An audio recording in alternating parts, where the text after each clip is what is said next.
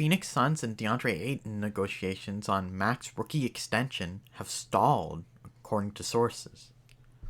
This is reported by Adrian Wojnarowski. Woj, he's the biggest NBA reporter, insider, whatever you want to call him, out there.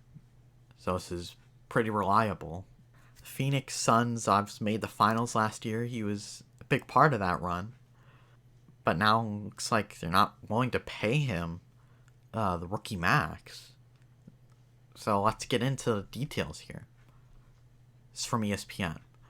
The Phoenix Suns' reluctance to offer a maximum rookie extension to 2018 number one pick Deandre Ayton has stalled discussions on a deal, sources told ESPN on Tuesday.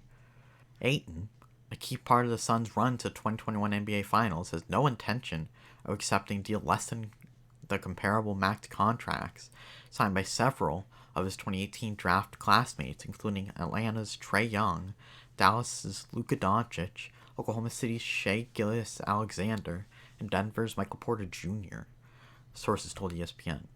Ayton, 23, is eligible for a $172.5 million extension with escalators that could reach $207 million. A deal that many executives league-wide expected would be complete in short order this offseason.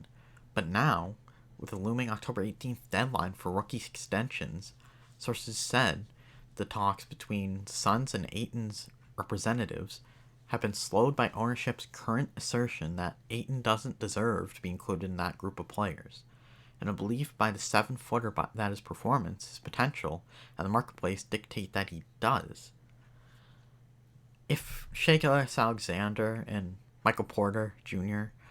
are getting max contract extensions, Deandre Ayton should. I don't think he's the best out of that class, even though he was number one pick, I believe. Yeah, number one. I don't think he's the best of that class, obviously. I mean, Luka Doncic, obviously the best in that class. Was Jason Tatum in that one as well? I can't remember if he was in that one. If he was, it's between him and Doncic. And Trae Young as well. But I think he deserves it if Shai Gilgeous-Alexander and Michael Porter Jr. are getting it. And I think it's kind of foolish that they're not giving it to him. Because he was a big part of that run. I mean, who's going to want to go to the Suns, really? It's never been a go-to destination. I think you really got to hold on to your talent here. We're continuing on. Without a deal, Ayton could become a restricted free agent next summer. The Suns keep matching rights on any offer sheet next year, but risk creating a level of acrimony with Ayton that could impact the team's long-term relationship with him in the pursuit of another Western Conference championship. A significant part of Ayton's development and maturity has revolved around the relationship and trust he has built with coach Monty Williams in their 2 seasons together. That would be tested should Ayton spend the season believing he's headed to restricted free agency. Ayton blossomed under Williams, becoming a two-way force the Suns imagined when selecting him number 1 3 years ago. If Suns owner Robert Sarver doesn't come to an agreement with Ayton before the deadline, it'll certainly raise questions again about his commitment to constructing a sustainable contender in the Western Conference. Sarver hasn't paid luxury tax as Suns owner since 2009-2010 season, a full decade before the franchise returned to the playoffs in 2020 and 2021. There were long questions about Sarver's decision to trade future All-Star guard Joe Johnson in 2010 instead of extending his contract, a move that many believe cost the Suns championship in that Steve Nash, Amari Stoudemire era. Many contending teams had 3 max players on the roster. For example, Denver had Porter join league MVP Nikola Jokic and guard Jamal Murray with 3 maxes this summer. For now, the Suns have Devin Booker and Chris Paul on max contracts. Chris Paul is somebody that I'd trade. I don't think they should keep him. He performed at a decent level last year, but I mean, he's not worth that money anymore.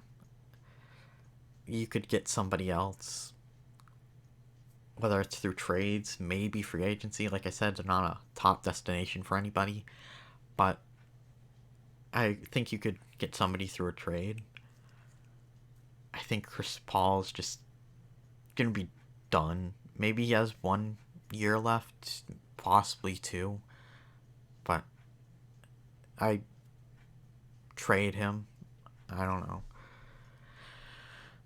The Suns signed Paul to an extension over the summer. I said that was stupid. I don't know why they did that. But have yet to come to an agreement with Ayton or another key member of their roster. Forward Mikal Bridges or Michael Bridges is also eligible for a rookie extension. Ayton averaged 14.4 points, 10.5 rebounds, and 1.2 blocks a game in his third NBA season in 2020-2021. Among his playoff successes, according to ESPN stats and information data, his 66% postseason field goal percentage was the highest in NBA history.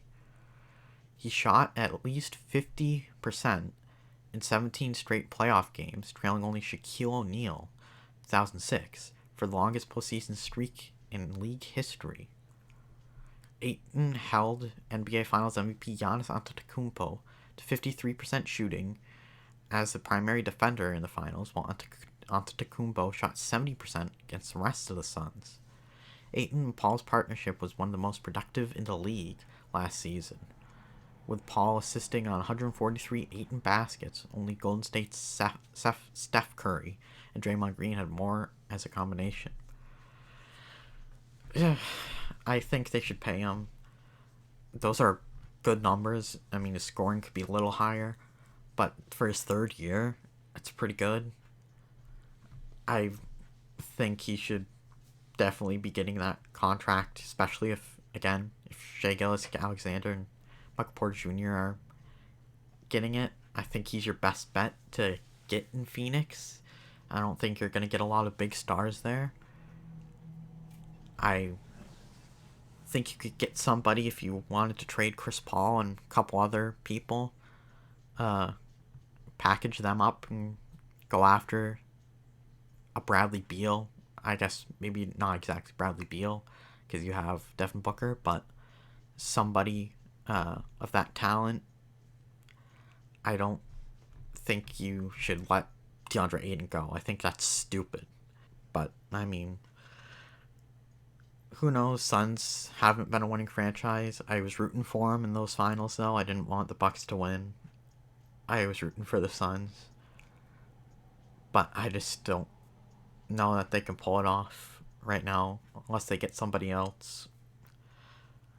But what do you think? Should they sign Deandre Ayton to an extension, max extension?